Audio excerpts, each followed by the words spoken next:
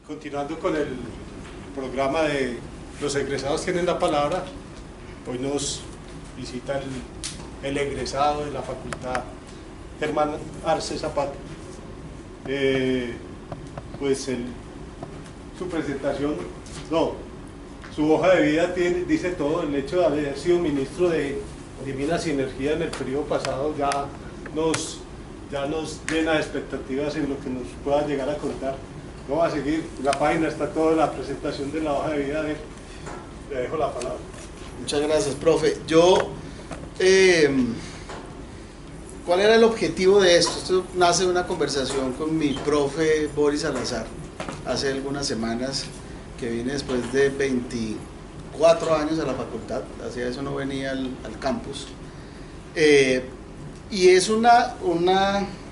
puedo decir yo, como una necesidad o como una urgencia o como un sentimiento de buscar un espacio y buscar una audiencia, poca pero valiosa, para hablar de temas que me preocupan como ciudadano, como funcionario, como exfuncionario público, como economista, como vallecaucano, como egresado de Univalle, y es temas que están en la agenda pública global, que están bajo discusión y que yo siento que aquí se volvieron como eslogans. Hay unos eslogans que suenan chéveres, pero no veo ni a la academia, ni a los hacedores de política pública metiéndose como en el fondo de algunas de estas discusiones.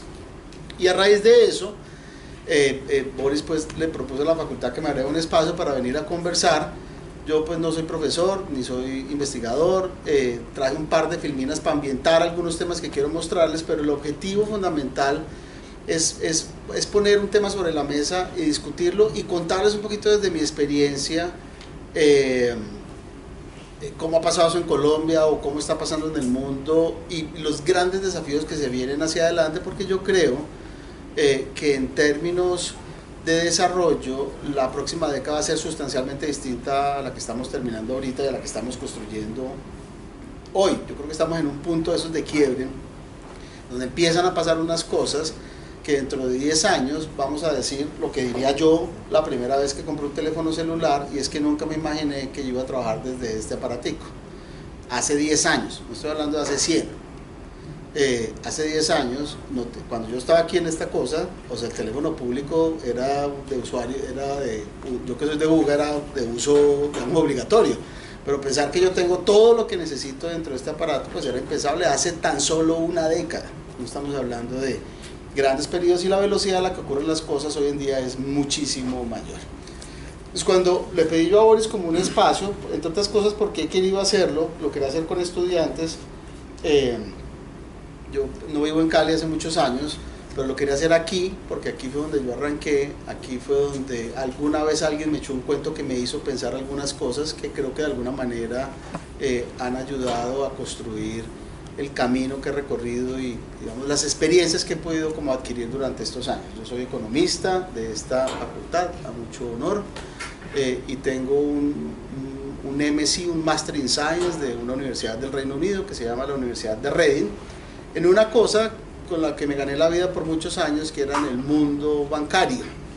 Trabajé 18 años en bancos nacionales y extranjeros, y ese MSc era en International Securities Investment and Banking. Digamos, yo tenía un foco muy particular en mercados, en coberturas de riesgo, y digamos en transacciones sofisticadas, para ponerles algún nombre, que me permitieron ganarme la vida durante algunos años.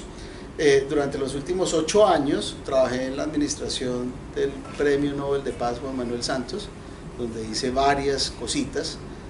Arranqué como director general de Crédito Público y Tesoro Nacional, que es como el banquero del Estado. Ese es un poco el oficio, digamos, que se hace desde adentro. Fui viceministro general de Hacienda, fui presidente de la Agencia Nacional de Hidrocarburos, director o gerente general del Fondo de Adaptación, que es una cosa que voy a mencionar más adelante, y durante los últimos 2 años y medio me desempeñé como ministro de Minas y Energía de la República de Colombia. Y eso suma, digamos, una serie de experiencias y aprendizajes desde lo privado hasta lo público, que creo yo hace 8 años no lo tenía igual de claro, y hace 10 ni hace 20, de cómo ambas cosas, digamos, pegan y cómo se complementan y cómo creo yo que las cosas salen adelante cuando se construyen con todos los sectores y con todos los agentes de la economía. Yo no creo mucho se dicta una norma y la norma per se hace que las cosas pasen. Creo que este es un ejercicio mucho más entre lo privado y lo público. Ahora, cuando intenté poner en orden mi cabeza de qué les quería hablar, tenía una serie de cosas que quiero tratar de poner, vuelvo y digo, como de interconectarlas, y que tienen mucho que ver con el rol del sector energético en unas agendas mucho más grandes, que son las agendas de cambio climático, las agendas de desarrollo sostenible, las agendas de transición y transformación energética, y que tienen todo que ver con la manera como yo creo que en los próximos años, no muy lejanos, va a haber un cambio en unas variables que los que crecimos en el siglo XX creemos que son, digamos, dadas, que es como esas variables de base. Hay unas cosas muy de fondo que están cambiando allí y me interesa ponerlas sobre la mano. Entonces voy a arrancar un poco por lo que ya sabemos y que nos dice, perdón, bueno, esto es para el final, luego me devuelvo porque no se ve nada allí, y es un poco cuál es como voy a llamarlo como la columna vertebral, digamos, de la conversación, y es que nosotros, esta gráfica muestra la evolución de la concentración de CO2 en la atmósfera y la temperatura del planeta. La temperatura promedio es una serie larguísima, pero lo más, ¿mejor ahí? Sí. Pero lo más, digamos, impresionante es que nosotros desde comienzos del siglo pasado, con el inicio de la revolución industrial, pasó esto. Estamos hablando que desde los inicios de la revolución industrial a hoy, la concentración de emisiones de CO2 y los efectos que eso ha tenido en la temperatura del planeta son de este nivel. Aquí, para los que estudian econometría, se darán cuenta que hubo un cambio, digamos, estructural en esas series, y la mala noticia, más adelante les voy a mostrar, es que la pendiente de esa curva de crecimiento está disparada a unas velocidades que no son estas de siglos, sino que son de años. Y por eso se ha vuelto tan crítico en la discusión global qué vamos a hacer con el calentamiento global. Luego le metemos un poquito más de filosofía a la cosa, pero esto es una realidad, y esta realidad obliga a que en muchas discusiones tengamos que pensar si haciendo esto, ¿dónde vamos a terminar dentro de 20, 30, 40 años hacia adelante? Es decir, en el futuro de varios de ustedes. 9 de los últimos 10 años más calurosos de la historia han ocurrido en el siglo XXI. Estamos en el año 2019. Es decir, en los últimos 19 años han ocurrido 9 de los 10 años más calurosos de la historia. Y el 10º ocurrió unos añitos antes, en los últimos años del siglo pasado, en el año 98. Es decir, lo que estamos viendo son estas cosas que año a año uno mismo rompe su récord. Y rompe su récord en emisiones de CO2 y en la temperatura media del planeta. Eso evidentemente tiene unos efectos, y tiene unos efectos es que este sistema, que funcionó durante muchísimos siglos a una temperatura media estable y razonable, que tiene una enorme, digamos, disrupción con el incremento de las emisiones de CO2. Y esa disrupción tiene un efecto automático en cosas que ustedes conocen, en las sequías, la frecuencia y el promedio anual por cada década, y en las tormentas. Yéndonos un poco a los dos extremos, ambas variables están correlacionadas, es que la temperatura genera efectos en esos dos medidores que son fáciles para todos nosotros medir y entender. Y eso tiene unas consecuencias. Esas consecuencias, que es, digamos, el punto básico de lo siguiente que les quiero contar, es que ese cambio de la temperatura media, eso que dicen las mamás es que nunca había llovido tanto, en la vida real es que nunca había llovido tanto. O nunca había hecho tanto calor, o nunca hemos tenido un verano tan largo, o nunca hemos visto este río tan seco, y es que esos efectos se están volviendo acumulativos y los impactos cada vez son mucho más críticos. De lo que quiero hablarles aquí es que hay cuando uno habla de riesgos, esto tiene mucho que ver con ese trabajo que hicimos en algún momento de construir una institucionalidad con la creación de la Ley de Gestión del Riesgo del año 2013, la Unidad Nacional de Gestión del Riesgo, el Fondo de Adaptación, una institucionalidad que se creó en el país porque nosotros tenemos un doble, digamos un doble mundo en esto, es que Colombia es uno de los países que tiene mejores indicadores por el tamaño de la población y por el tamaño del PIB en términos de emisiones de CO2, es decir, Colombia no es un gran contribuyente en este problema, lo pongo entre comillas y entre paréntesis, es decir, hasta que no seamos carbón neutral no vamos a poder decir que somos, digamos que tenemos efectos positivos sobre el planeta, seguimos teniendo un efecto negativo, pero es marginal. Un país como Holanda, que tiene menos de la mitad de la población de Colombia, emite 4 veces más CO2 que nosotros. Entonces digamos que el nivel de emisiones per cápita del país es relativamente bajo y eso hace que tengamos una percepción del problema desde la lógica de las emisiones un poquito, voy a decir laxa, y por laxa quiero decir ese no es un problema fundamental de Colombia. Colombia no es un gran emisor de CO2, es decir, no somos nosotros los que estamos contaminando el planeta. El problema es que una cosa son los límites políticos y otra cosa es la geografía, es que tenemos una frontera, pero eso no nos salva, y mucho menos por la ubicación geográfica que tiene Colombia, de las consecuencias de que el vecino no haga la tarea.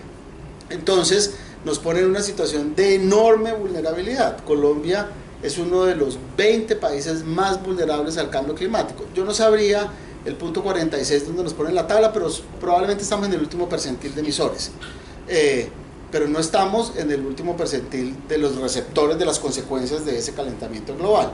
Y ahí vienen los eventos que hemos sufrido durante las últimas décadas, un fenómeno de la Niña en el año 2010-2011 que llegó a 4 millones de registros de damnificados, casi un 10% de la población.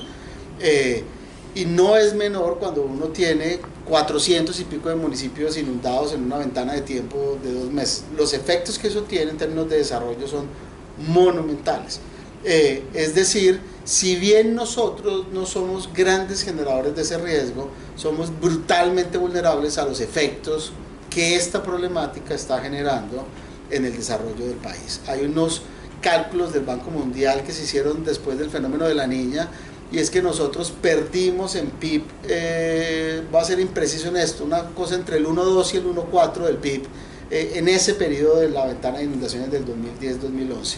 Produzca un punto del PIB, o sea, métale un punto más al PIB haciendo política pública y se va a dar cuenta lo que significa tenerse que devolver, tener que mover como se movieron casi 120.000 familias que tuvieron que salir de los sitios donde estaban porque las condiciones de riesgo no mitigable de muchas de esas poblaciones obligaron a un desplazamiento por efectos del cambio climático generado por este tipo de eventos. Ahora, el punto que quiero hacer ahí es que si bien Colombia todavía está en el ranking de los bajos generadores en emisiones de CO2, está en una triste lista y es de los países que más efectos generan, lo cual quiere decir que en el contexto global es importante que hacen los demás, porque así yo cumpla mi meta, si los demás no cumplen yo voy a recibir parte de esa consecuencia, y esa es una discusión que más adelante y en muchos escenarios internacionales Colombia lo ha planteado, y es que es como en el mundo de los seguros.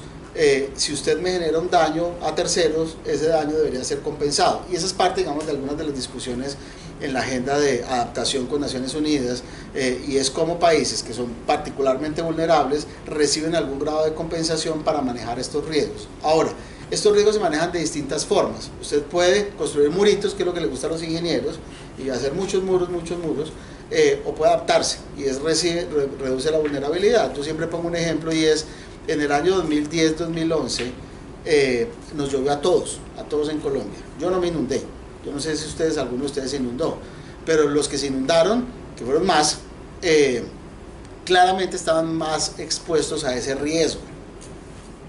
Jarillón de Cali es uno de los mejores ejemplos, y es que cuando uno tiene 1 millón de personas que viven en una zona de inundación natural del río, allí no solamente hay un problema de riesgo de la amenaza que crea el río y que crea, digamos, esa infraestructura débil, sino de la vulnerabilidad que generas cuando pones una población a vivir exactamente en el sitio donde se sale el río.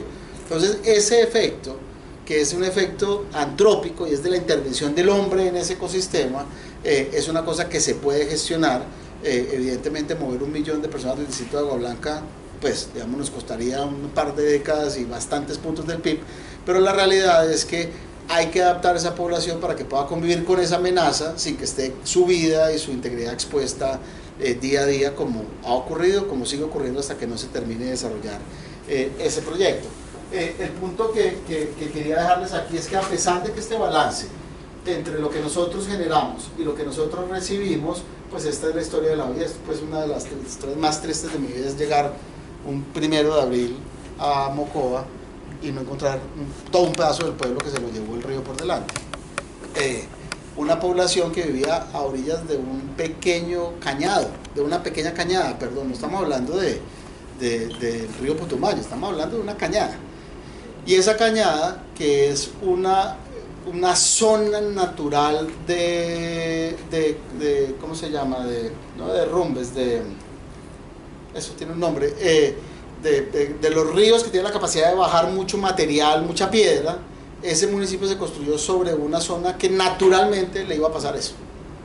Hace 5 años, no, hace 60 o 70 años. Pero ese es un riesgo mal manejado, es hacer un municipio en una zona en el que la naturaleza te había dicho, había suficiente evidencia de que era una zona susceptible a una quebrada avalanchera como esta, y que el material que iba a bajar de aguas arriba pues se iba a llevar el pueblo por delante. Eso pasó, ese es un riesgo gestionable si uno desde lo público es capaz de pensar en cómo evita que esas cosas pasen, y ahí se mete uno en el tema de los POTs y la habilitación del suelo y dónde y cómo se incorporan las variables de riesgo en el tratamiento de estos problemas.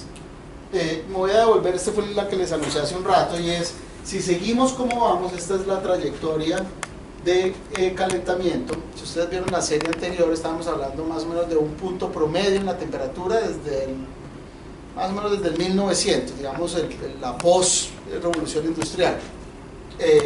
Aquí el cálculo del próximo siglo es que si subimos un punto en los últimos 2 siglos, vamos a subir casi 4 puntos de temperatura en este siglo, haciendo nada, o sea, siguiendo sobre la trayectoria en la que hemos estado montados para llevar al punto en el que estamos hoy de temperatura media del planeta.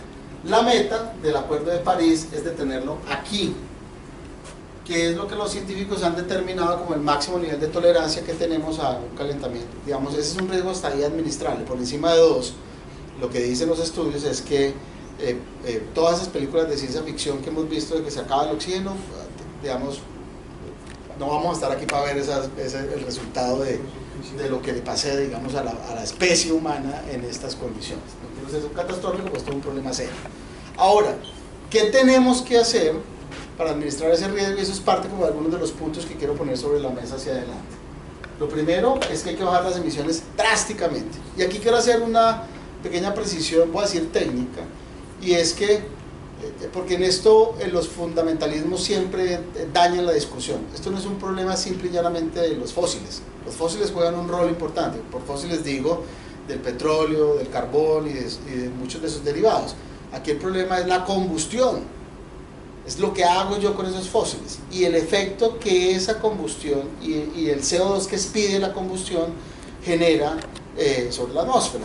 Entonces, si uno entiende que el problema no es el crudo per se, sino lo que se hace con el crudo, empieza a entender que hay muchas de estas metas que se pueden cumplir, incluso con un sector de hidrocarburos, con la necesidad de seguir produciendo hidrocarburos, porque los hidrocarburos no solamente producen gasolina, producen casi un 70% de las cosas que todos ustedes están usando en el día a día. Y eso no es menor cuando vos tenés desde el plástico, desde el polímero y el poliéster y el botón y el reloj y las miles de piezas que salen de productos derivados de los hidrocarburos. Ahora, esto ¿cómo se puede hacer? Y es parte de lo que quiero mostrarles ahorita. Estoy como atravesado aquí. Esta, digamos, es una gráfica, voy a pasar muy rápido por esto, y es cómo va a ser esa transición. Esto, digamos, es lo que se ha avanzado en la discusión después del Acuerdo de París y después de casi una década de discusiones globales. Y es que el escenario inercial es haciendo en lo que estamos hablando aquí de millones, miles de millones de metros cúbicos de CO2. El escenario rojo es el escenario inercial que les mostraba hace un rato, pues aquí estamos hablando de una serie mucho más corta. El escenario con los compromisos de París, con lo que se ha dicho hoy en día, tiene una trayectoria más o menos con la línea azul, y este es el que se necesita.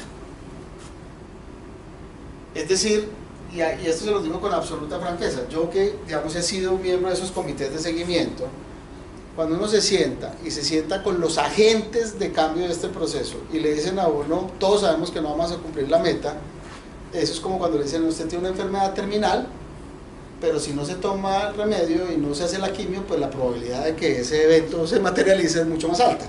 Es decir, todo el mundo sabe en el planeta que no vamos a cumplir COP21 y que no vamos a lograr la meta haciendo lo que hemos dicho que vamos a hacer como sociedad. Y este no es un problema menor. Y cuando digo no es un problema menor, es que requiere muchas más acciones para poder acelerar esa transición que nos permita acercarnos a una meta. Hay países que están pidiendo que bajemos el tope que bajemos la meta de reducción a 1,5 grados, no a 2, porque 2 estamos yéndonos muy al extremo de lo que es tolerable para muchos ecosistemas y para muchas poblaciones. Entonces ahí hay un trade-off, como si uno estuviera negociando números y toneladas. Aquí estamos hablando de la supervivencia de la especie y de la sociedad que hemos construido durante estos miles de años. Ahora, ese mundo es un mundo sin petróleo. No, ese no es un mundo sin petróleo. O sea, ni el mundo de la transición ni el mundo del cumplimiento de COP21, porque el petróleo, como les dije hace un minuto, no solamente se usa para mover carros. Si usted hace una ecuación muy grande, los hidrocarburos tienen 3 usos fundamentales. Uno, producir energía, prender los bombillos. No es el caso de Colombia, pero sí es el caso de un gran número de países en el mundo, sobre todo de países industrializados, grandes emisores. El hidrocarburo se usa para el transporte. Es decir, una cosa es producir energía, o digamos distintas formas de energía, y otra cosa es movilidad. Y ahorita les voy a mostrar además por dónde es que crece esa movilidad. El transporte es, digamos, el otro gran tercio de esta cosa. Y el siguiente se llama petroquímica, y es todos los derivados de la refinación de los hidrocarburos, y les mencioné hace unos minutos, todos los cientos de miles de millones de productos que se producen de ese proceso industrial de refinación de los hidrocarburos. En la vida real, estas son cifras de la Agencia Internacional de Energía, nosotros con las metas de COP21 sí vamos a tener que cambiar cómo va a ser el uso de esos energéticos. Ahí estamos hablando más de cómo se prenden los bombillos, pero miren, estas son las cifras de los crecimientos, digamos, de los consumos proyectados cumpliendo las metas de COP21. Es decir, cuando le meten metas de electrificación al transporte, mejora de manera significativa, o digamos, se frena un poco la demanda de petróleo, pero los demás sistemas, que además usan peores calidades de hidrocarburos, cuando digo peores en términos de CO2, mejores en términos de octanaje, pero peores en términos de CO2, porque entre más poder calórico tiene el hidrocarburo, más contamina. Y para levantar un Boeing 747 se necesita mucho poder calórico para que una turbina de esa se mueva. Para mover un transatlántico se necesita mucha capacidad de generación de calor para poder, digamos, mover esos grandes equipos. El punto que quiero hacer aquí es que en esto ningún absolutismo funciona. El transporte, que es generador de casi 1/3 de las emisiones, usted lo puede gestionar en la medida en que entienda cómo va a ser en periodos razonables la transición y los cambios técnicos que se requieren para poder movilizar la carga del planeta. Esto no es simplemente irse en bicicleta a la casa, es cómo me llega esa cámara desde China, en qué la traigo y cuántos energéticos tengo que utilizar para que la cámara llegue a su destino. Esta cifra, esto es solamente, eso es parte como de esta discusión de cómo se comporta en el tema de hidrocarburos, y es el crecimiento proyectado en usos petroquímicos de esos fósiles. Es decir, hay una tendencia a nivel global de que los usos de hidrocarburos se incrementen por estos rubros si somos capaces de controlar la combustión, es decir, los usos asociados al transporte y los usos asociados a la generación de energía, que son los que tienen un mayor impacto en términos de emisiones. Ahora, ¿cómo se hace esto? Y esto además es un multivariable, porque en esto, cuando les digo yo, esta no es una discusión de petróleo versus aguacates, esto es una discusión mucho más de todos los frentes de desarrollo que hay que abordar para poder hacer una transición, digamos, ordenada. Y eso nos lleva a esta discusión que ustedes la deben haber visto en miles de frentes, y es los objetivos de desarrollo sostenible.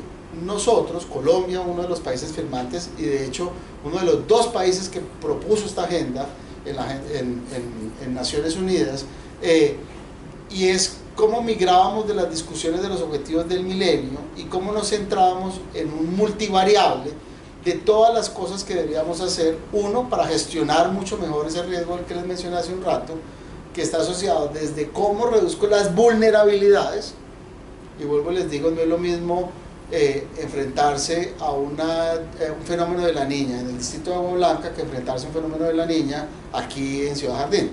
Es decir, el grado de exposición a ese mismo riesgo es distinto dependiendo del grado de vulnerabilidad que uno tiene a que esos riesgos se materialicen. La agenda de los Objetivos de Desarrollo Sostenible recogió 17 dimensiones. Esto fue una discusión larga, pero que definió o dio por lo menos una idea de todos los temas en los que hay que trabajar para generar condiciones para que la humanidad pueda gestionar esos grandes riesgos que son los grandes desafíos de desarrollo en el largo plazo. No me voy a meter en cada uno de estos, pero aquí hay uno que tiene que ver con la discusión en la que yo he participado y es cómo, que es el objetivo número 7, que es acceso a energía limpia en el mundo. Y cuando les digo acceso, eso tiene, digamos, varios componentes que son de la médula de lo que significa la transformación energética. Uno, electrificación, cobertura. En el planeta, y en esto Colombia tiene uno de los mejores indicadores de evolución, parece que tengo el número, cómo estábamos, en los niveles de electrificación en el año 2000 del planeta era un 78% de la población tenía acceso a energía eléctrica en el planeta, en el año 2000. Hoy en día, esa cifra, en la última medición que es 2017, está en 87%, digamos el nivel de cobertura en términos de prestación de un servicio que para nosotros es un servicio básico, que creemos que todo el mundo tiene electricidad, lo cual no es cierto, es que se han dado grandes avances. En Colombia, la gran, digamos, reforma que le hicimos al sector eléctrico en los años 90, en el año 94, con la ley 142 y 143 de servicios públicos que creó el sistema con el cual operamos hoy en día, nos llevó de tener una cobertura del 76% en el año 94 a un 97, casi 98% al cierre del año 2018. Colombia es uno de los países que más avanzó durante la última década en electrificación y de los que más avanzó por las inversiones y las decisiones de política que se tomaron de conectar más usuarios a la red. Ahora, cuando uno habla de lo deseable que es proveerle servicios públicos, agua potable y electricidad a una población, la pregunta en la discusión que estoy tratando de poner sobre la mesa es cómo producir esa energía, porque si bien es deseable electrificar, es decir, aumentar los índices de cobertura en energía eléctrica, hay que ser capaces de contestar cómo se produce esa energía para saber si el efecto neto en la sociedad es positivo. O sea, es positivo llevar la electricidad a la gente, pero no es tan positivo si toda esa energía la genero con carbón, o si toda esa energía la genero con diésel, o si esa energía la genero con factores que tienen, digamos, con energías que tienen un factor contaminante mucho más alto. Entonces ahí viene la discusión de cómo está el planeta en términos de cómo es su matriz de generación y qué cambios hay que dar para poder garantizar de que esa meta, que es una meta de desarrollo sostenible de largo plazo, se cumple con energía asequible y limpia en el mundo. Ese es el objetivo número 7. No es solamente llevar electricidad, sino llevar electricidad que sea de fuentes sostenibles en el largo plazo, porque es la única manera que en el marginal empecemos a quitarle peso a los usos energéticos más contaminantes, como es el uso de los fósiles, del diésel y del carbón. Ahora, cuando usted piensa, digamos, en cuáles son las fuerzas de cambio, y me voy a quedar en el 7 en este momento, cuáles son esas fuerzas de cambio que permiten que esa transición se dé, y ahorita les voy a hablar del caso de Colombia. Hay una primera fuerza de cambio que es la reducción de costos. Cuando le dicen a uno, es que Colombia, ¿por qué no metió la solar antes? Porque antes valía 70% más, y a ese costo no se puede meter solar, porque los usuarios no la pagan en la tarifa.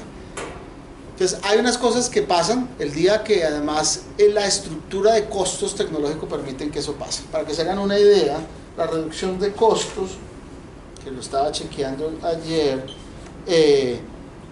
la reducción de costos en generación de paneles se cayó en la última década un 73%.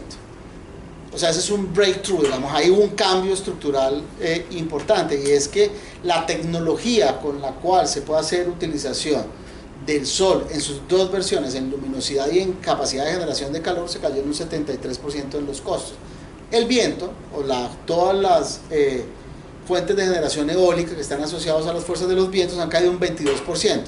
Por eso se mueve más rápido el solar que el eólico, porque los costos del solar ya compiten con otras fuentes de generación. Y déjenme hacer un paréntesis aquí para no olvidarme más adelante, y es Colombia, en esa discusión, el año pasado, yo es que el cambio de calendario me afectó, el 2017, que es el último año medido, digamos, está rankeado como el 8º país más limpio en su matriz de generación a nivel global. Somos el primer no europeo en ese ranking por el World Economic Forum. Y ese es el resultado de muchas cosas. Uno, de decisiones de política tomadas en los últimos 2 décadas y media, pero sobre todo en el endowment, en la herencia de recursos naturales que tenemos. Y es que Colombia tiene una matriz que hoy genera el 70% de su energía con agua. Y esa es una condición que solo nos la gana Brasil, que tiene un poquito más de agua. Nosotros generamos 70% de nuestra energía con fuentes limpias, con unos efectos, porque ningún uso de recursos es neutro, con unos efectos que son relativamente bajos, y por eso tenemos indicadores de emisiones de generación de 0.46 para un país de población. ¿De cuántos que somos ahorita? Que nos parecimos 5 millones, ¿45? Entre 45 y 50 para que mantengamos, para que no se nos descuadren las cifras. Pero allí hay un punto, digamos, de fondo, es que Colombia tomó unas decisiones que permitieron desarrollar la infraestructura que se requería para decir hoy que tenemos un 70% de generación de fuentes renovables. ¿Qué pasa con eso y cuál es el problema de Colombia? Que es un problema, yo diría que es la segunda derivada del problema que están viviendo otros países. Es que como tenemos 70% de generación hidráulica, estamos expuestos a un riesgo que se llama la niña. Perdón, que se llama el niño, que es el de sequía, que se llama el niño, y es que eso que es tan bueno no está todo el tiempo. Entonces les pongo un ejemplo. Una cosa es tener una represa que tiene capacidad de generación, como cualquiera que ustedes se imaginen, y otra cosa es tener el agua. Eso es como ir y comprarse una plantica de diésel y tenerla en la casa para cuando se va la luz. Ayer que se nos fue la luz a todos. Una cosa es tener la planta, otra cosa es tener diésel para echarle. Entonces usted puede tener la represa, pero pueda que no tenga agua. Hoy los embalses están en el 44%, en los últimos 2 meses han caído un 40% de capacidad en un niño chiquito en el que estamos. A pesar de que está lloviendo, hoy estamos en una ventana de niño. Entonces cuando usted tiene un sistema, que es un sistema limpio, porque tiene un alto grado de concentración en un energético, genera otro tipo de problema, y es el riesgo de concentración y los efectos que eso tiene en la matriz de generación, porque cada 3 o 4 años, antes era cada 8, cambio climático, cada 4 años toca prender las plantas de diésel y las de carbón para compensar la energía que nos generan las hidroeléctricas. Entonces nosotros tenemos muy buenos años, y esto es una estupidez la que les voy a contar, pero si la meta de COP21 se mide en año de niño, no vamos a cumplir. ¿Sí me entienden?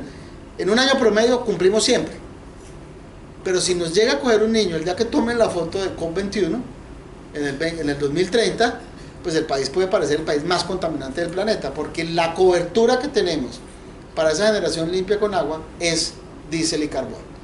Y al ser diésel y carbón, nosotros tenemos unas cifras que vienen de bajas emisiones y hacen un pico cada vez que tenemos un fenómeno del niño. Ese es un problema en esas 2 dimensiones, en el tipo de cobertura y en los efectos que tiene en las emisiones de CO2 cada vez que pasamos una ventana de niño. Entonces, devolvámonos a cómo se diversifica eso. ¿Cómo logro yo tener un mix limpio, pero además que tenga un atributo que en el sector eléctrico, y en Cali voy a lugar con el apagón de ayer, es que te garantice energía 24 horas al día? Porque si bien nosotros apagamos los bombillos cuando nos vamos a dormir, la nevera no se puede apagar. Es preservar alimentos, no es una cosa que se haga con la luz del sol. Usted necesita 7×24 calor, frío, en muchos de los procesos, no solamente en nuestras casas, sino en muchos de los procesos industriales. Entonces, garantizar, eso se llama confiabilidad. Garantizar confiabilidad, y es que el sistema siempre prenda, requiere garantizar que haya energéticos que siempre estén disponibles. Entonces, ¿qué pasa en Colombia? Que es una buena noticia y tiene todo que ver con la transición que se está dando en este momento. En Colombia, que sufrimos de una niña o un niño en ciclos cada vez más cortos, cuando tenemos sequía, la principal fuente hídrica nuestra son los Andes, donde tenemos el 70% de la capacidad. cuando en los Andes no llueve por niño, uno de los factores climáticos que entran a jugar es el comportamiento de los vientos en el norte. Cuando usted correlaciona las cifras y ve cómo se comportan los vientos en La Guajira, los picos de velocidades se causan en fenómenos del Niño. Y eso es lo que se llama diversificar. Y es cómo soy capaz de usar los recursos que tengo de manera complementaria que me permitan diversificar la matriz de generación. Entonces la discusión en Colombia no es la discusión en el mundo. La discusión de los alemanes, que decidieron cerrar sus plantas nucleares después del evento de Fukushima y se pasaban a carbón porque necesitaban asegurarse y porque tienen carbón o históricamente han crecido a punta de carbón. Alemania destrozó sus indicadores medioambientales cuando tomó esa decisión. Es una decisión de geopolítica. Hay un momento donde dicen no quiero niños de 3 ojos, entonces apago esta cosa y me toca generar con carbón porque yo tengo una industria que opera 7x24 y no tengo agua y no tengo tanto sol. Y los costos del carbón están todavía en la base, digamos, de costos de generación. Entonces, un país como Alemania, hoy que está en una batalla monumental de cambiar su mix de generación, tiene que hacer unos enormes esfuerzos con unos recursos limitados, porque Alemania no tiene ni fósiles, tiene poco carbón, digamos, hoy en día son dependientes de las importaciones de carbón. Alemania es uno de los destinos más importantes del carbón colombiano. Es cómo logro mantener el sistema encendido 7x24 para seguir haciendo Mercedes-Benz y no tener los efectos de haber tomado la decisión del cierre de las plantas nucleares. Decisión que no tomaron los franceses. Los franceses dijeron, no, hay que trabajar en la seguridad de esta cosa. Y no importa que salgan unos de 3 ojos de cuando en cuando, lo que necesitamos es mantener la base. Eso es uno de los mayores factores de competitividad de Francia versus Alemania hoy en día. Es el costo de la energía y el reliability del sistema. Alemania es mucho más vulnerable, lo mismo le pasa a los holandeses. Y es que tiene un enorme grado de vulnerabilidad. Holanda produce su energía principalmente de carbón y gas que le manda el señor Putin, que de cuando en cuando se en Putin y no lo manda. Y cuando no lo manda, pues ríanse lo que le pasa a la industria en Alemania, a la industria en Holanda, cuando el señor cierra el tubo más arriba. Crisis que tuvimos hace algunos años cuando envenenaron a un vecino país. Entonces lo que les digo yo es que esas decisiones, que son decisiones de muy largo alcance, tienen todo que ver en cómo es ese modelo de desarrollo y cómo es un país industrializado capaz de cumplir con esas metas de mediano y de largo plazo. En el caso de Colombia, el riesgo de Colombia no es la matriz de generación por su, llamémosla, por su suciedad, es por su concentración. Entonces, ¿por qué Colombia necesita tomar decisiones para incorporar esos otros recursos? Porque tengo mucho de una cosa que es muy buena, pero nada en exceso funciona bien cuando uno además es uno de los países más vulnerables a los cambios de temperatura, es decir, al calentamiento global. Es decir, cada vez que tenemos un ciclo de Niño en Colombia, vamos a tener riesgo de apagón, a pesar de que tenemos mucha agua, porque no siempre hay agua. O sea, hay unos periodos en los cuales no hay. Ahora me devuelvo otra vez a este slide. Esto es una cosa más de lo global, pero les quiero mostrar cómo se ve esa transición. Y aquí hay un juego de palabras entre la transición y la transformación energética. Y es, cuando les mostraba yo hace unos minutos hablando de cómo es el comportamiento del petróleo. El petróleo, la demanda de petróleo va a seguir creciendo, pero sobre todo para transporte, y para transporte de carga en particular, y va a seguir creciendo para petroquímica a tasas como las que les mostraba hace un rato, del 53% en los próximos 20 años, o ni siquiera 20 años, al 2030. Sin embargo, las estimaciones hoy dicen que con esta combinación de factores de una reducción de costos significativa en algunas tecnologías, lo que hemos avanzado además en la capacidad de capturar y de generar electricidad con otras fuentes renovables no convencionales, te dicen que vos sí podés en el mediano plazo hacer un shift, digamos, global de los tipos de energéticos que estás utilizando. Esas proyecciones dicen que nosotros deberíamos estar alcanzando ese peak más o menos en el año 2050, y es en el cual los renovables son más importantes en la matriz de generación global, pero estamos parados en el 19 y las metas de calentamiento son al 2030, es decir, esto va a pasar después de que ya nos pasamos de la meta. Entonces esto requiere acciones mucho más drásticas y mucho más decididas. Si ustedes a alguno le hace seguimiento a las discusiones, llamémoslas, de política en países como Alemania, la señora Angela Merkel, que duró casi 4 o 5 meses haciendo gobierno, el gran equilibrio de la discusión de la señora Merkel son los estados industriales, la zona de la Bavaria, creo que se llama, que son los antiguos carboneros, donde están las industrias pesadas, y el peso político que tenían en armar gobierno en Alemania. Y un partido verde creciendo, digamos, en la discusión. Armar coalición en Alemania, eso que aquí llamamos mermelada, que ya se llama acuerdo político, le tomó 4 o 5 meses a la señora Merkel para poder montar gobierno. ¿Qué le tocó entregar a la Merkel? Metas de transición energética. Comprométase a qué velocidad va a sacar el carbón de la matriz, porque en las metas grandes ellos están ahí. Alemania es un país muy activo en la discusión global de cumplimiento de cambio climático, pero tiene que negociar con sus industriales y tiene que negociar con los costos de generación de energía.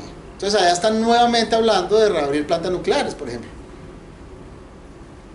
porque a punta de sol no son capaces de mantener el grado de competitividad en costos y la firmeza del sistema. Alemania tuvo una gran discusión el año pasado en tratar de cerrar una coalición de gobierno, y hacia adelante se vuelve cada vez más complicado. Los holandeses se demoraron 6 meses en armar gobierno en el año 2018 en esta discusión, y es cómo se van a comprometer, o sea, cómo van a asegurarse de que los recursos públicos y las decisiones de política estén alineadas con este problema, que no es un problema menor y que tiene unos constituyentes primarios que le están exigiendo a sus actores políticos que se salgan del discurso y se comprometan poniendo plata. Al final del día esto es un tema de costos. ¿Cómo asigna usted los recursos para poder generar los incentivos correctos? Porque no macha el momento en el que vamos a lograr la transición a la velocidad que vamos con el momento en el cual ya aquí nos va a tocar venir en vestido de baño a recibir clases.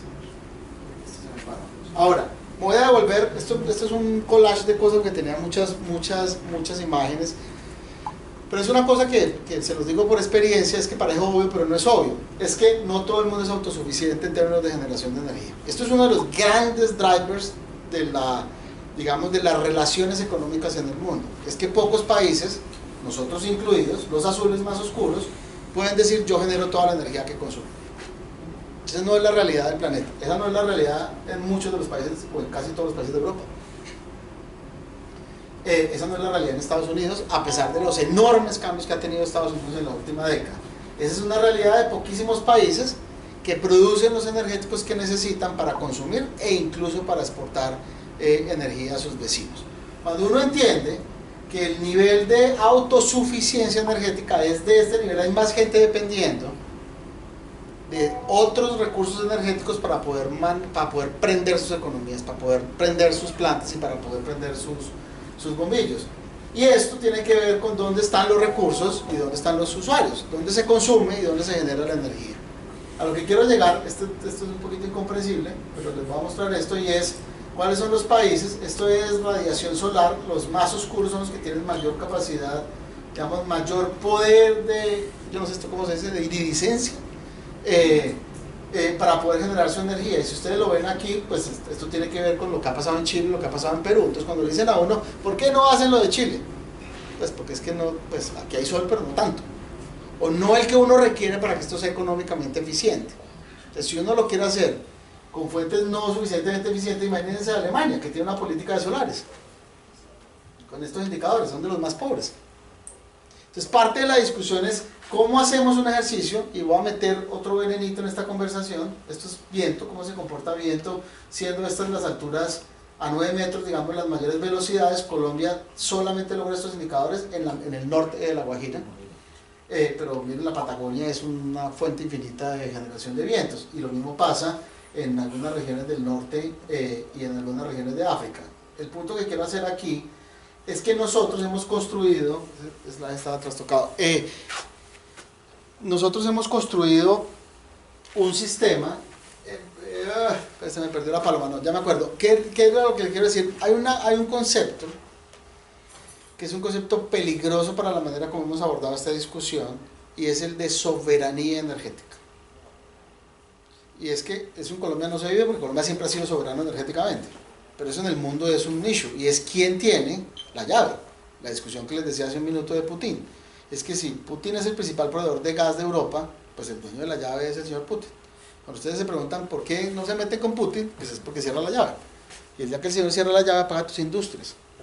Y cuando apaga tus industrias, eso ya no es chévere. Digamos, eso se llama desempleo, eso tiene unos efectos en las economías muy drásticos.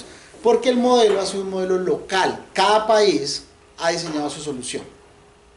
Entonces, como cada país diseña su solución, lo que usted logra en términos energéticos y en términos económicos es un subóptimo. Porque usted optimiza las variables que tiene. Vuelvo y les digo, no es el caso de Colombia, porque Colombia tiene de todo. Tiene crudo, tiene carbón, tiene aire, tiene agua, tiene viento, tiene sol. Pero no todo el mundo goza de tener, digamos, un portafolio de recursos naturales como el que tenemos nosotros. Entonces, esa discusión que no ocurre en Colombia es la discusión del mundo. Y le voy a meter un componente político solo para hacer una referencia, y es uno de los grandes eslogans de Rafael Correa durante su último mandato, el título era la soberanía energética. Entonces construyó una represa que le costó un mundo de plata para generar como 2 veces la demanda del país. Entonces haga los económicos de eso. Pues eso no cuadra porque tiene energía para vender, pero no tiene gente para consumirla. Pero el concepto detrás de eso era soberanía energética, porque Ecuador dependía en sus crisis de Colombia. Y no quería depender de Colombia. Entonces digamos que hay una decisión de carácter, llamémoslo político soberano, que ha tenido un juego muy importante en estas decisiones. ¿Hacia dónde se está moviendo el mundo? Y eso es parte de una discusión en la que yo felizmente he participado, y es cómo somos capaces de pensar un modelo donde podamos armar una matriz de generación, si no global, por lo menos regional, que permita utilizar los recursos más eficientes, por eficientes digo, más económicos y menos contaminantes, para poder hacer una apuesta que desde el punto de vista global genere mayores impactos en la transición. Entonces, si nosotros nos conectáramos, miren un ejemplo básico de esto, cuando hay fenómeno del Niño en Colombia, el Niño en Colombia es sequía, el Niño en Ecuador es lluvia, porque el régimen de lluvia de ellos es pacífico. Entonces, cuando la temperatura del Pacífico Sur se cae, pero en este caso se sube para el Niño, en Ecuador llueve ya que hay sequía. Entonces, es deseable, y Ecuador acaba de hacer una represa que produce 2 veces la energía que se consume. Hace más sentido fortalecer una línea de transmisión entre Ecuador y Colombia para compensar el déficit hídrico de Colombia, que sentarse a subsidiar proyectos solares en los patios de las casas en Cali. Entonces, vuelvo y les digo, aquí no hay soluciones absolutas. Pero además yo tengo vientos en La Guajira. Entonces ahorita se está construyendo una línea que está costando un mundo de plata para poder garantizar de que esos recursos se puedan inyectar al sistema. ¿Qué pasa si le metiéramos el sol del desierto del Atacama en Chile? Que les mostré hace un minuto. Pues yo tengo, digamos, entonces cuando usted empieza a ver cómo se comportan todos esos energéticos y lo empieza a entender de manera al menos regional, los chinos tienen una idea un poquito más amplia, y es conectemos los continentes a través de cables submarinos, cables que ya existen hoy en día, pero que tienen baja capacidad. Entonces ellos dicen, tenemos que encontrar una manera de optimizar el uso de los recursos energéticos para poder hacer una apuesta de transición que realmente haga un salto, pero un salto de garrocha, en esa gráfica que les mostré hace un minuto, y es que si la transición pasa en el 2050, de pronto no vamos a estar ahí para echar el cuento. Entonces ahí hay una discusión de cómo somos capaces, con un cambio drástico en los costos de las tecnologías, armar agendas que nos permitan armar nodos o mercados regionales, para lo cual evidentemente hay que tener sistemas de transporte mucho más robustos, que le permitan a uno hacer intercambios de energía. Y esto tiene todo que ver con lo que les contaba al comienzo de la charla, y es que hay que construir mercados energéticos regionales. Mercados energéticos con reglas regionales de intercambio. Colombia lleva desde los 80s, 86 tal vez, haciendo intercambio de energía con Ecuador. Y hay una regla y una fórmula, y a mí me sobra, ya le manda, compensan, liquidan y le gira un país al otro. Y eso, lo que pasa es que tenemos una línea chiquita. Es decir, esos intercambios siguen siendo muy marginales.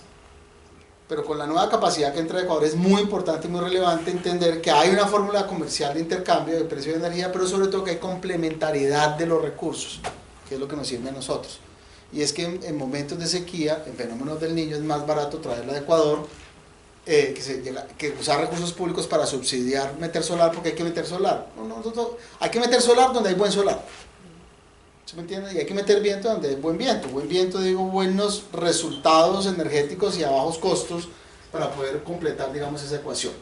Un tema, esto voy a poner un paréntesis a esto porque este es un tema que luego me encontré esta gráfica y les voy a contar un ejemplo de algo que pasó.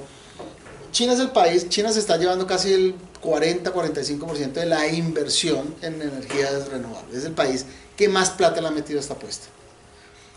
Porque es el país que tiene el segundo nivel de emisiones del mundo. Y si alguno de ustedes ha ido a China, digamos, es una cosa calamitosa. O sea, llegar a Beijing en temporadas de niveles de smog es para no bajarse del avión.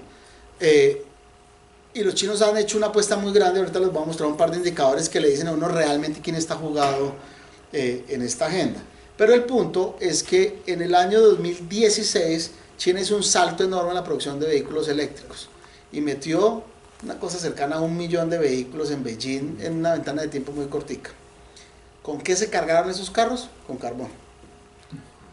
La huella fue negativa. Entonces una cosa que es absolutamente deseable, y me vuelvo al punto que les dije, es aquí no hay una decisión mágica y absoluta. Todos los carros eléctricos, pues si la energía que se produce, o sea, concéntrese en producir energía limpia, que eso es más eficiente que meter carros eléctricos. Y si va a meter carros, asegúrese que los carguen con energías de mejor registro de emisiones.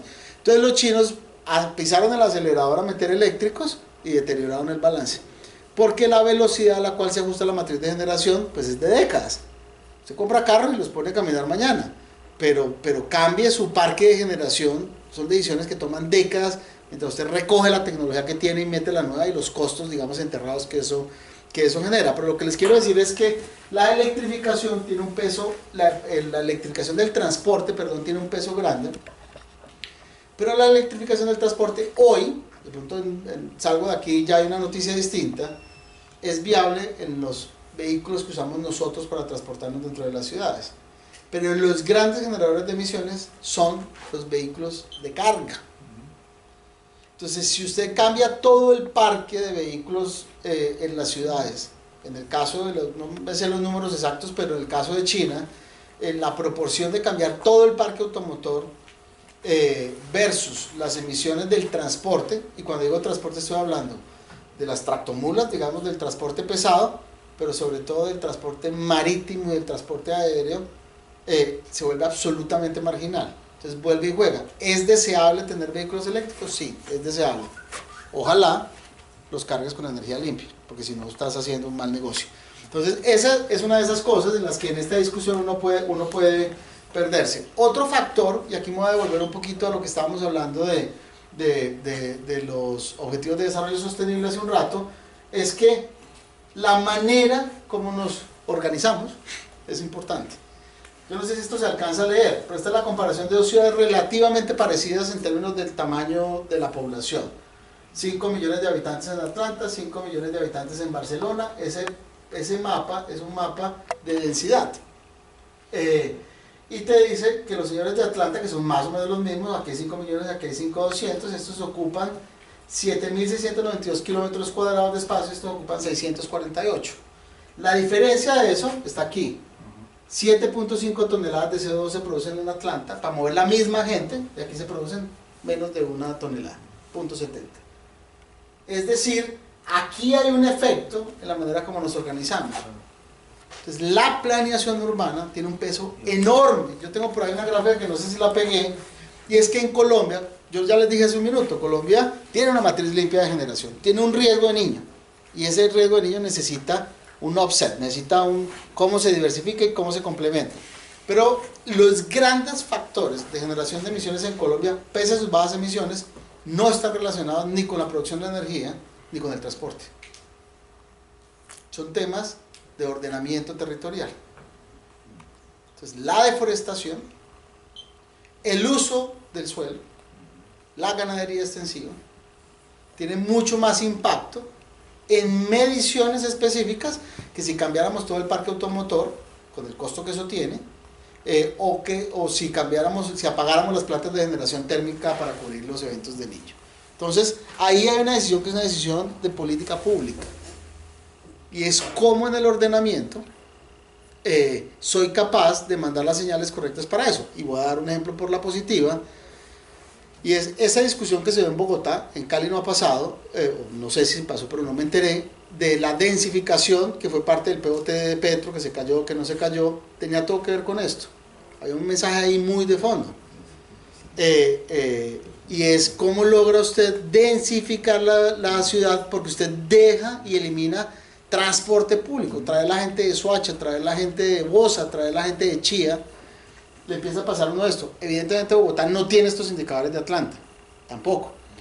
Pero en la manera como la ciudad se ha venido expandiendo durante las últimas décadas, te dicen que vas por este camino y no por este.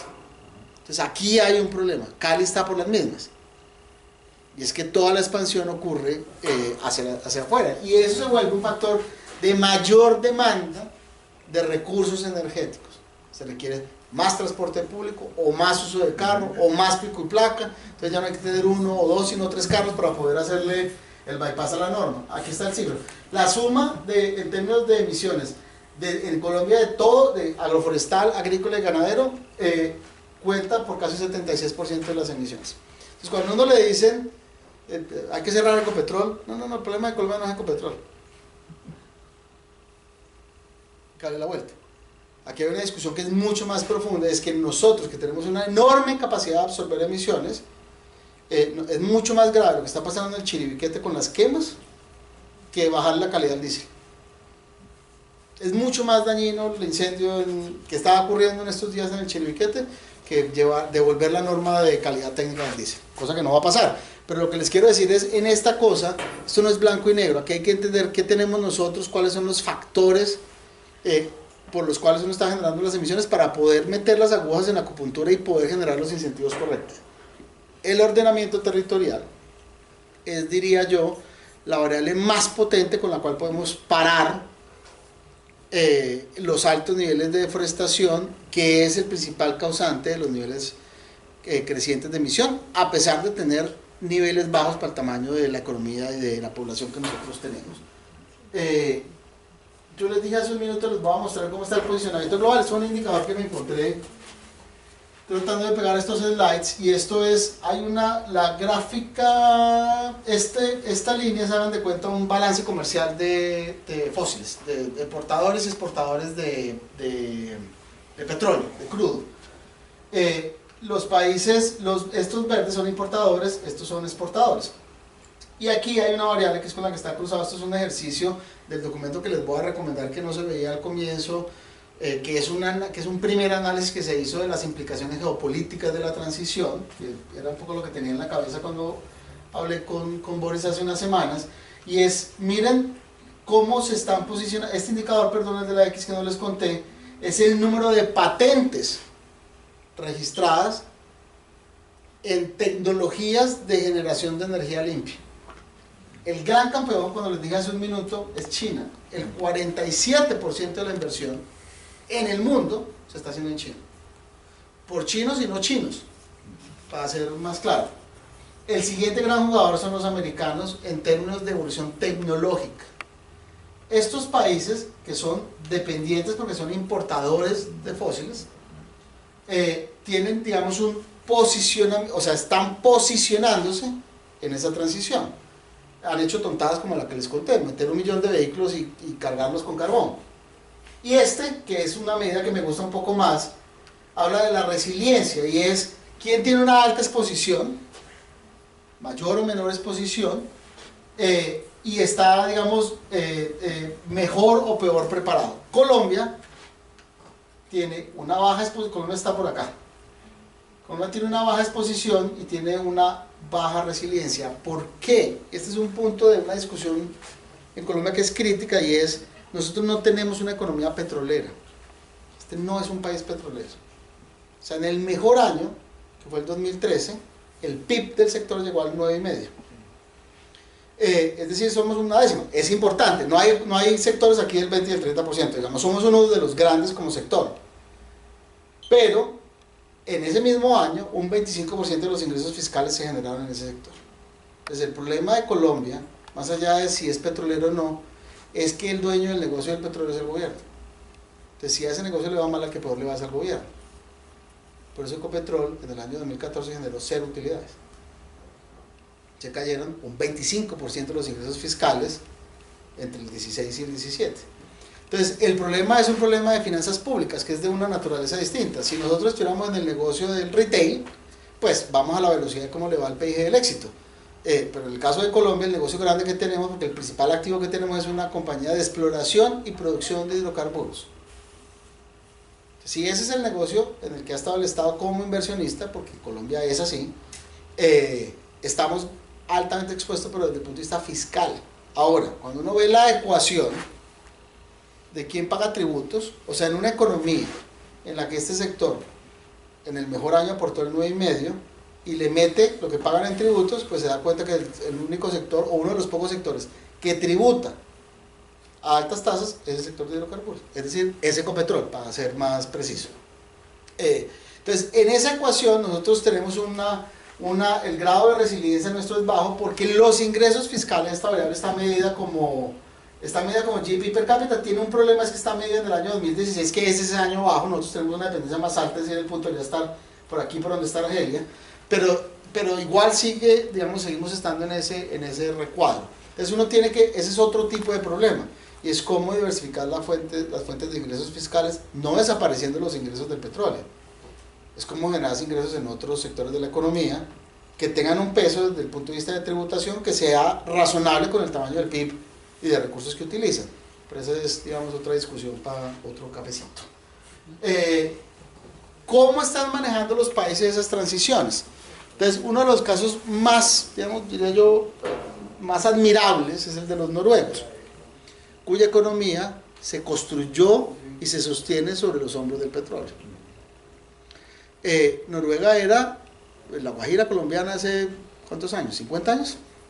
Digamos, estas cosas maravillosas que vemos hoy en día, eso no es de toda la vida, esa plata es nueva, digamos. Los noruegos lograron unos niveles enormes de desarrollo en 4 o 5 décadas sobre los recursos del petróleo. Lo que sí están haciendo los noruegos, que no hemos hecho nosotros, y que no han hecho muchos de los países exportadores de materias primas, es decir, ¿en qué convierto esta plata? O sea, esta plata, ¿cómo me sirve para desarrollar otros sectores de la economía que me eliminen el grado de vulnerabilidad que tengo desde el punto de vista fiscal y económico, el que mi principal fuente de generación es Statoil y los recursos del petróleo? En eso los noruegos han sido brutalmente inteligentes. Una cosa que están haciendo hace un par de años es que son los grandes financiadores de un fondo de investigación para usos del CO2. Porque si el problema es que el CO2 se va para la atmósfera, entonces toca enterrarlo. El CO2 es uno de los principales, esto de tener un término técnico correcto, digamos, de las principales fuentes de fertilización de la tierra. Los noruegos son los principales productores de fertilizantes en el mundo. Entonces los señores han venido desarrollando, haciendo unas inversiones muy grandes con recursos del fondo petrolero, del fondo soberano, en una cosa que se llama carbon capture, captura de carbono y uso de carbono. Es como esas emisiones que se generan, no las lanzo a la atmósfera, sino que las capturo y las convierto en un insumo económico. Y en eso le han gastado recursos de investigación, y Noruega, además que es un gran productor de fertilizantes, pues usa el CO2 en sus procesos de fabricación de fertilizantes. Otra cosa es esos fertilizantes luego que hacen, y podemos hablar de glifosato en otro capítulo, pero el punto es que ese CO2, volviendo al punto de esto no es un mundo de blanco y negro, también tiene un uso. Y esos usos es parte de la clave de cómo vamos a vivir esta transición para cumplir con los objetivos de París 21 y para poder sacar adelante una agenda de desarrollo sostenible. Los noruegos creo que son los líderes en esa agenda, hay que mirarlos muy de cerca, porque a la discusión, no, esto tiene un venenito, no es petróleo o aguacates, esa no es la discusión, petróleo y aguacates, hay que hacer ambas cosas. Lo que hay que entender es cómo se usan los recursos del petróleo para apalancar esas otras industrias, y hacer un poco lo que hacen los noruegos, es eliminar su dependencia de una fuente única e invertir en ciencia y tecnología para poder desarrollar, digamos, nuevos usos de generación. En ese sentido, los países que mejor se han venido posicionando son los grandes productores, los saudíes. Este señor, que son comparables a Venezuela en términos de reservas, puesto 1 y puesto número 2, en algún momento era Venezuela, luego fueron los saudíes, se han centrado en tomar decisiones que les permitan eliminar el uso de la combustión, dejar de emitir, pero no dejar de usar el petróleo. Entonces las grandes inversiones para usar esos recursos son refinación. Esa tasa de crecimiento del 53% en refinación, estos señores van a quedarse con un pedazo grande de ese negocio, porque están haciendo las inversiones tecnológicas para producir y refinar, más que simplemente exportar hidrocarburos, para usos energéticos, que es donde está la discusión de incorporación de renovables. En ese sentido, es importante que en las discusiones de política pública, y en esto sí es una invitación, yo no sé este ejercicio porque lo hablé con Boris el otro día, pero no sé, ese ejercicio aquí lo han hecho, y es si se han sentado a mirar qué hay en el plan de desarrollo que le ayude a uno a entender cómo el país está abordando estas discusiones. Porque el plan de desarrollo es la carta de navegación de los próximos 4 años. Gústele uno o no le guste. Y en esa carta de navegación debería encontrar unos señales de cómo se están dando estas discusiones para poder prepararse y cumplir con los compromisos que Colombia como país ha adquirido en términos de reducción de emisiones y de empujar los objetivos de desarrollo sostenible en el largo plazo. El sector energético tiene un rol importantísimo en el mundo, asociado a cómo garantizar una matriz de generación lo más limpia posible, a los costos más razonables, con un mayor acceso del servicio eléctrico para los usuarios, pero sobre todo como un gran jalonador de la investigación en torno al uso del carbono. Es decir, todos los grandes recursos de inversión de ciencia y tecnología para captura y uso de carbono se lo están poniendo o los países petroleros o la industria petrolera. Y es parte de la manera como uno se va preparando en ese camino de la transición para lograr esos objetivos. Yo no sé si esto tenga algún grado de utilidad, espero que sí. Pero parte de lo que les quiero decir es, no estamos desahuciados. Colombia lo ha venido haciendo bastante bien en la discusión de fuentes de generación. Lo que no hemos logrado realmente parar y ordenar es el uso del suelo. Y ahí tenemos una vena rota, y ahí las universidades tienen un rol importante. Este proyecto del catastro multipropósito tiene mucho que ver con eso, y es con revelar el valor de la tierra. Porque en la medida en que usted revela el valor de la tierra, usted empieza a alinear incentivos. Cuando es lo mismo tener tierra engorde en el Guaviare que tenerla en Pance, tenés un problema de alineación de incentivos y de darle o no el mejor uso a los recursos. Aquí hay recursos suficientes para tener una buena matriz de generación, como tenemos, y para incorporar nuevas fuentes que cubran los riesgos emergentes por cambio climático. Tenemos una buena estructura de costos, así nos quejemos todos los días del costo de la energía, estamos en la mitad de la tabla de Latinoamérica, somos competitivos, pero sobre todo tenemos unos grandes desafíos en ese punto que les menciono, y es el manejo del suelo. Muchísimas gracias, espero que me vuelvan a invitar algún día.